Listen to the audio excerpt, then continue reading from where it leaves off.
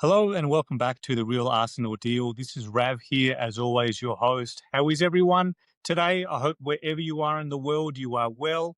Thank you so much for tuning in. I am recording this on Thursday afternoon here in Melbourne, Australian time, on a sweltering hot day, 37 degrees outside at the moment. And I had a bit of time, so I'm going to be covering a few topics today. Arsenal finally have a week off, by the way. It's been an unusually quiet week. Normally, if you're familiar with my show, you've seen I'm pumping out 2-3 episodes a week because Arsenal are playing two to three times a week. So this is a bit of a welcome breather, and I think the squad definitely needs it as well as we look to reset and recharge again. And it's just an unrelenting schedule upcoming. So a week of respite here is absolute gold. So for those of you listening on audio, don't worry. I will read out the agenda for today, or the topics that I'm going to be covering today. I'm going to start off with some reflection on Wolves. I've already mentioned the week off, but I'll discuss that in a bit further detail.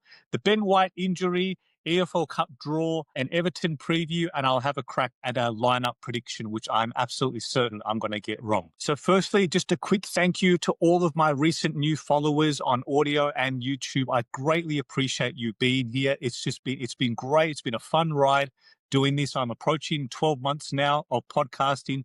A quick recap, reintroduction to myself. Please bear with me if you've been with me for quite a while, but I'm Rav, of course. I reside in Australia. I followed the club for about 30 years. I'm largely a stay-at-home dad now, so I do have pockets of time. I'm blessed with pockets of time during the week. I live, breathe Arsenal anyway, so I thought may as well just start up a podcast. My wife had the idea about 12 months ago because I'm always talking, chatting, thinking about football, thinking about Arsenal. There are so many times where she sees me, even at nighttime when I'm like loading up the dishwasher or something, I'm shaking my head or whatnot. She knows where my mind is. She knows I'm drifting off thinking about a goal Arsenal conceded or a match or a red card or an injury. She just knows. So they've been really supportive just for me to start up and launch up a little podcast. And almost 12 months later, here I am. So if you are watching on YouTube, if you could kindly like and subscribe, please hype the show as well. I'm learning more and more about that. That has a huge boost for engagement and visibility. If you please hype the episode. And if you're listening on Apple or Spotify, please leave me a 5-star review. Follow the show, leave me any comments or feedback. I'm happy to answer everything. Thank you so much. If you could please indulge me for a moment in the past when I've spoken about things such as the Visit Rwanda sponsorship, the genocides taking place in Sudan, Gaza, and the events that are taking place just now in Sydney. I mean, just absolutely none of it is okay. None of it is acceptable. It deeply impacts me as a human being, and just as a human race, we need to do better, and we should be striving to do better. It's funny because I was looking at my analytics just the other day, and for the first time ever in the history of this podcast, I reached 6 out of the 7 continents of listeners, which is enormous for me. It's a small little milestone, but quite meaningful for me that I've got listeners from all parts of the globe. And if you're watching on YouTube, as you can see by my appearance, I am of Indian origin. I was born in India. I've been Australian raised. I've been in Australia since I was 3. And here I am talking about Arsenal, a London-based club on the other side of the world. So Indian-born, Australian raised, and I absolutely love the club all the way over in London, in Arsenal. And it just encapsulates. So we are one people. We are one planet. From all walks of life, all across the planet, we should just be united. We should just be doing better as a human race. And it really, really has impacted me. It's been very distressing for all of us. Yes. Thank you for indulging me. I just wanted to pass on my respects for a very difficult time for many people. So from that very somber note to now getting back on topic of today's podcast, I guess I will have to start with a reflection of the Wolves match. For those of you who listened to my recording after Wolves, you would note I recorded literally straight after the match. So I didn't really hang around much for any post-match reaction or analysts. I just came in and gave my raw thoughts. And it's been very insightful for me over the last few days to listen to the much bigger and the much better podcasters, of course, the much better content creators. And it seems that we shared similar views in that that depending on which angle you want to look at, yes, you can extract some headlines that Arsenal found a way, that we dug in, we showed resilience, and this is what great teams do, championship winning teams do, to pull a win out of nowhere and still get the result despite not playing well. And I think there's definitely an element of that. However, what was a common through line through what I felt and what I'd heard is that it was such an off kilter experience for Arsenal currently. It's been so long since we've seen Arsenal drop, and I say that with absolute respect to Wolves, to see us drop our standards so much across the board. Sure, you're going to have moments in every single match. You can't dominate from the first minute to the 90th or the 95th with injury time. Of course, there's going to be swings. There's going to be lulls. Opposition is going to get momentum. Absolutely. However, across 60, 70 minutes of that match, really, Arsenal were quite well off. And it was very unusual. And I know I'm contradicting myself because I said I never wanted to talk about that match again, but you have to reference it in the respect that it was so odd from what we've seen. There's a level of professionalism from Arsenal in the last few seasons. I think we all know what I'm referring to, right? We see it described in many different ways, about energy, about what we transmit, about standards, the discipline involved, and in so many respects, we have advanced so far from a performance like that. That used to be a thing of Arsenal in recent seasons, maybe in the last sort of 4, 5, 6 years, and we've been progressively eliminating that type of performance out of our system, so to speak. But for that match, for it to be a home match against the bottom place team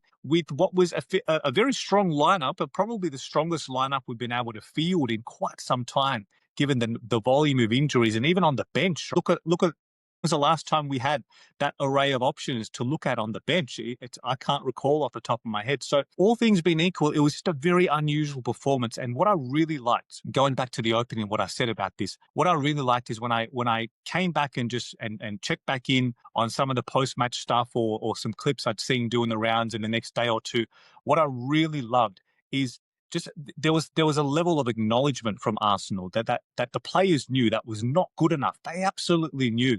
I've heard Declan Rice mentioned a number of times here, and even in the way he was like when the players were celebrating the goal, as it turned out to be an own goal, the winning goal, as it turned out, that he was sort of kind of shaking his head, almost just trying to get everyone back on track, saying, look, we got lucky. Don't let it slip now. Just see this through, right? Just get the result now. And even post-match saw the relief on some players' faces. You saw exasperated looks and a few quiet shakes of the head amongst each other. Like this is what I really, really liked. That they know that was not the level required. We cannot replicate performances like that and expect to be lifting that Premier League trophy at the end of the season. We absolutely cannot. I don't think there's any shying away from that. And what was really pleasing is that the players know it. Arteta was furious after the match. He looked really, really angry. And it's always very raw for players, managers to have a microphone put right in front of them afterwards, and he's got to obviously still say all the right things, and he was very humble as well. He gave credit to the opposition, to Wolves, because whatever their game plan was, it was certainly effective, that they were doing it, and it almost came off for them. So inside that, you can see he was simmering. He was very, very disappointed by what we've seen, and I imagine that there was some direct words spoken in the changing room, in the dressing room, between the players and from Arteta themselves. And now that we've got a week off, finally, I wonder if a lot of that performance you could put down to just the level of fatigue. There's physical fatigue, of course, and there's mental fatigue. Like, we have been just non-stop for so many weeks now. I know it's the same for all clubs. This is not just Arsenal specific, but the bigger teams that are going deeper in competition, such as the Carabao Cup, the EFL Cup matches have been taking place midweek this week. Arsenal playing next week against Crystal Palace, of course. So it just turns out that we've got the week off here, but come Saturday night, Sunday morning, it's going to be on like Donkey Kong again. We've got that really short turnaround between Everton and Crystal Palace, as we all know. From a few weeks ago, there was quite the back and forth in terms of rescheduling that match, and it's just the nature of football that it's just going to be unrelenting again. basically until after the New Year. You take these opportunities as best you can to. I think Arteta said that the players get 2 days off. I mean, when was the last time they had 2 days off? Sometimes there's 2.5, 3 days before you have to play again, and much of that is put down to travel, rest, recuperation, active recovery at the club, and it's just non-stop. So to have a week off now is a real benefit to the team, and I think they need it. I think this is a tired Arsenal team that when you just step back and look at what we've been able to achieve so far in the Champions League and the Premier League, it really is remarkable with the volume of injuries we've had and the schedule. The schedule itself doesn't really get as much credit as I feel it deserves. You look at the amount of away fixtures that we've ticked off already.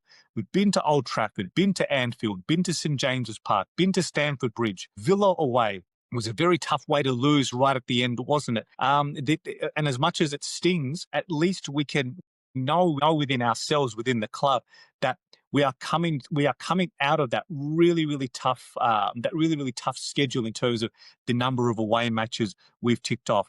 It will open up for us. Now, of course, this is without taking anything for granted. No team is just a guaranteed 3 points. You have to go out there and earn it every single time. Applying all of those disclaimers, it will open up for Arsenal. We should be able to go on a bit of a run now. I'm touch wood as I say this. I don't want to jinx anything, but you look at the next 4 to 5 to 6 matches. There's an incredible opportunity here for Arsenal. I know it's only a 2-point gap now on Manchester City. They play before us on the weekend, so there's every chance by the time we play our match that they've taken top spot, albeit we should make sure it's temporary. We should go in there and get the job done against Everton and go on a little run now. And perhaps come early, mid-January, maybe we've created a bit of distance at the top of the Premier League. That'll be brilliant, wouldn't it? I don't want to look too far ahead, but the point is that I think there's an understanding within the club that players need to come back. Players will be returning. They're on the horizon. The problem is we get a few players back, more go down to injury, but we need them back. We need them fresh. We need them fit because we can go on a run here and just really produce just an excellent spell of momentum, get back on to winning ways. It's been a while since we won away as well. That's probably a nagging feeling that's bothered a few at the club and especially Arteta. So we've got a great opportunity here in the next few weeks. And speaking of injuries, it has since emerged that Ben White's injury is, as we suspected, it was a hamstring injury. It looks like he's going to be out for a month is what's been reported. And look, none of that surprises me. It looked bad happening live. Had all the hallmarks of a muscle, either thigh strain or hamstring strain. When you're sprinting back like that, and look, questions have to be asked. Why were we so open to begin with? Whatever setup there was on that counter-attack, it was really bizarre watching Hwang basically run almost the length of the field and to not have anyone positioned there. It was a very, I've already mentioned before how many unusual elements there were to that performance, and this is another example. How many times we see Raya, his position high to sweep those up, or we have a defender stationed there, 1 or 2 defenders stationed there for that very situation, just to nip out a counter-attack before it even starts. Unfortunately, it was very similar to when how Gabriel did his hamstring almost a year ago against Crystal Palace, chasing back like that. When they're at full sprint, full tilt, these things can happen. And look, big question marks as well. I mean, I've already mentioned this, but I'll make a quick reference to it again. You have to question, why did White play to begin with? I know Arsenal have had some awful injury luck, and that's been really unfortunate. There's been things that have happened that you just cannot plan for or mitigate for. Just, innocuous moments such as the way Mosquera lands and it ends up being an ankle sprain or ligament damage, and he's out for 8 weeks. I mean, it's happened with Gyökeres when he came into form against Burnley. Then at halftime, there's a knee injury that keeps him out for 6 to 8 weeks. Madueke as well, just as he hit a fantastic patch of form and momentum, he comes off as well, and it's another 8-weeker. And there's so many examples of this. It's just unlucky. I don't think you can class this Ben White injury as unlucky, though. It's just been something that I've been talking a lot about lately as well. You've got to manage the minutes. I think there's a strong correlation as well between the volume of injuries we experience at fullback positions, given what they're asked to do. It's a highly specialized role. They cover a lot of distance. There's a number of sprints involved up and down the touchline. It's a very active, a very high load type of role for any defender to do. And it's, to me, it's not. It has a relationship with the amount of injuries that we receive at fullback. And White, with White's situation, he had such a difficult run in the last 12, 18 months. For him to then make his fourth start in 11 or 12 days, when you had Lewis Skelly on the bench, you had the option to play Timber at right back and Lewis Skelly left back. And look, I don't know. It's all hindsight, isn't it? So they're obviously, they obviously have all the available information, all the data, and maybe, we're not privy to a lot of it. Maybe Timber wasn't fit enough to do right back. Maybe he needed to be as a centre half, to avoid the very thing that got White injured. If Timber started there, maybe that would have been him who experienced that injury. So you never know. It's a toss of the coin. It's luck of the draw, sure. However, it's a blow, and it was kind of preventable. That's the nagging feeling that I've got from all this, watching it unfold, and the fact that he's going to be out for a month. Look, I'd be surprised if it is that. I'd be very pleasantly surprised. Trust me. But when you factor in his recent injuries as well, you got to take every precaution, every care with him to get his fitness back up. If it ends up being 5-6 weeks, something like that, that wouldn't necessarily surprise me either. So very unfortunate, very untimely news. Given that we're still waiting for Gabriel to return, I think he's on track for the end of the year, perhaps, along with Havertz. Mosquera is probably a little bit after that, maybe into early January. And it just what it leaves us with. It leaves us with very little room for further defensive injuries. It's great on paper that we have such a defensive lineup, and it's never been as strong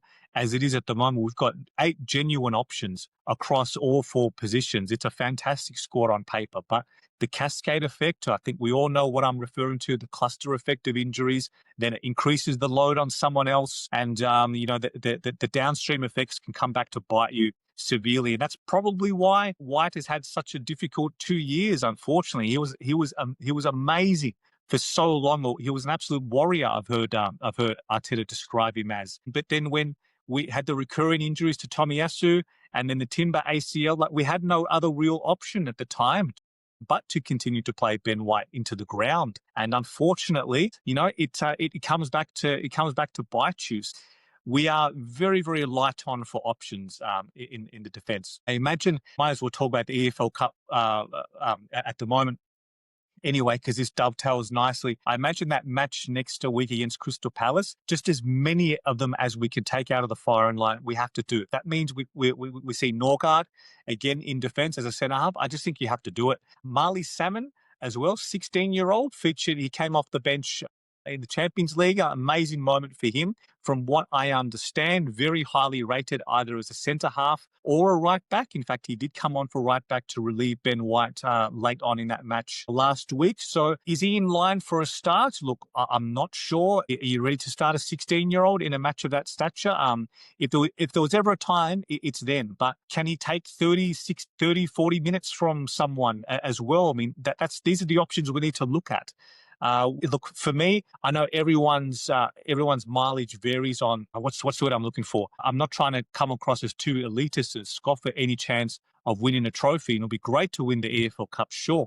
However, I know some people flat out say just can it, play all the kids, and the sooner we're out, the better. I'm not quite in that camp. I'm very much in the field of, if everything is going right, it's a nice bonus to have. It's a nice cherry on top, so to speak.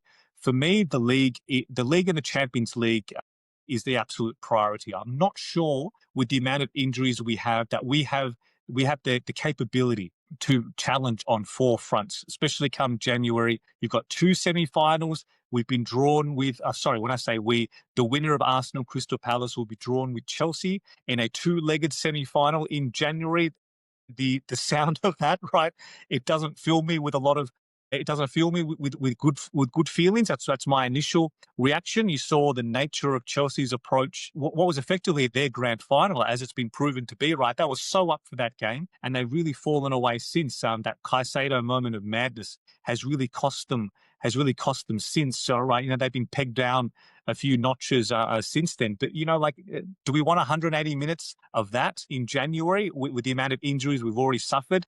my mind always goes back to January this year, January 2025. Havertz, even when we're 4-0 down on aggregate against Newcastle, he's thrown himself into every challenge, right? In the 70th, 75th, 80th minute, in that second leg, I'm looking at his screen saying, get him off, get him off. Like, was it any wonder that just a few days later, when the club went to Dubai, that he tore his hamstring off the bone, and he's effectively, he hasn't played since. That was a devastating injury for him and the club at the time. So if not managed correctly, if circumstances go against you, those extra fixtures in January, and in addition to the FA Cup, of course, that was very detrimental to Arsenal. We played 120 minutes against United, lost on penalties, lost Jesus with an ACL. It was a very costly January for Arsenal. That effectively, in the end, as it turned out, that derailed our season. And tried as we might, as gallant as we were, pardon me, we weren't able to recover from that. So for me, if Crystal Palace have a fantastic match next week, and you know, they earn the win on merit, and we exit and we have no injuries, but we've played some young kids and got them match sharpened and, ready for the first team for the remaining fixtures, I wouldn't be complaining. I'll just say it that way. I wouldn't be complaining. I don't want to actively go into any match, to throw it or lose it. Not at all. That's not in the fabric of the club. That's not in the mentality of Arsenal. Not at all. However, if we were to exit this competition, given all available information, all circumstances known, the amount of injuries we continue to suffer, and waiting for players to return, I wouldn't be too bothered if we exited. I'll put it that way. Please let me know though. Do you agree? Should we prioritize? Should we not? How do you feel about how we should approach that match? Please do let me know. I'll be very grateful for any insights and feedback to hear what you have to think. Okay, so the last few topics before I sign this one out. I'm noticing the running clock. I'm talking for longer than what I anticipated, but on to Everton. This is a massive, massive match. Absolutely huge. Away under lights. I was about to say Goodison Park again. I know it's the new stadium, Hill Dickinson Stadium, I believe it's called, but I'm always going to call it Goodison. Right? That's you can just blame me on that one. I'm a bit slow with the times to adjust, but we've had some pretty poor results in the last few seasons going away to Everton. So maybe the new stadium gives us a chance to write a new chapter here. There's always that Arteta element as well. It's a huge week for Arteta. It really is. He does have his as amazing as he has been. He does have a few of his sort of bogey grounds and bogey teams. Up against Moyes is always one of them. He has such a special relationship with David Moyes as he does with Pep. Sometimes you just can't help but feel, does that get to his head? Is he getting too distracted by that sort of thing? In years gone by, you can question some of the tactics, some of the lineups. Is he overthinking this? Is he getting too overcomplicated? Have we made this more difficult for ourselves and we need to? I remember there was that experience he had a decade or so ago at Anfield, and we saw it on that Amazon documentary. Like the way he prepared Arsenal that season for it was very questionable. We had them training with all the speakers around the ground with You Never Walk Alone blared out at full blast. And it's just, every now and then you can't help but feel that, is it something, is he making more of it than what it is? Look, I don't quite know, but this is a much, much more mature, advanced version of Arteta now, this current iteration of Arteta. So I really do think it's a big week for him. It'll be great to just go there and win, because it's been a while since we've gone to Everton and put in a comprehensive performance and won and got the 3 points. Dyche has had success against Arsenal as well. He's been another bogey manager, bogey team, whether coming to the Emirates or going away. So it's a great opportunity here. Great opportunity for Arsenal to go there and just win it. So I'll have a crack now at a predicted lineup for this match. The return of Calafiori is a big boost for the squad, especially with the number of defensive injuries. So having him available is great. I imagine he comes straight back in at left back. Hincapié and Saliba to partner each other again, barring any injury or setback that's happened on the training pitch. We don't know as yet. But Timber at right back, I imagine it's a much stronger back four. It's effectively, aside from Gabriel, it's basically our best back four available that we've seen this season so far. So midfield, I think the week off for Declan Rice would have been huge. Zubimendi had his minutes managed last week as well. So I think it's the two of them with Odegaard in front. Question being, who starts on the left? Is Trossard ready or not? Look, I'm really hoping so. Trossard has been exceptional this season, and he's really made that starting left wing position his own. So I'm hoping as Trossard and Saka as the wingers. Interesting decision to make it centre forward. Do you start Gyökeres on this one, or do you go back to Mikel Merino? I think you can mount an argument either way for any of them. I imagine in a match of this stature, though, I think he will lean towards Gyökeres. Hopefully, Everton because it's their home match as well, and they've enjoyed a lot of success against Arsenal playing their game. So maybe there's some space for Gyökeres to occupy. Maybe he can get in behind. It's not really something we see or we've been able to exploit recently. That's my predicted lineup. I imagine on the bench, if the game is not going our way, we're going to have some game changes there. I've already mentioned Marino, Martinelli, Madueke. Like, we've got the options there. Gabriel Jesus as well. I should have mentioned, is he in contention for the starting centre forward? Maybe Arteta thinks, yep, now's your time, because he's played a fair bit of minutes lately. There was a couple of internal matches, under 21 matches as well. I'm not sure if he came through 90 minutes of them, but he's been progressively stepping up his load, his minutes in a couple of substitute appearances for Arsenal too. And he's looked lively. He's looked sharp. That's the thing. Like, this guy has a point to prove. You can see he's got unfinished business. He loves playing football. And he was very involved, very active, just from the moment he steps out on the pitch, receiving the ball well, linking up play.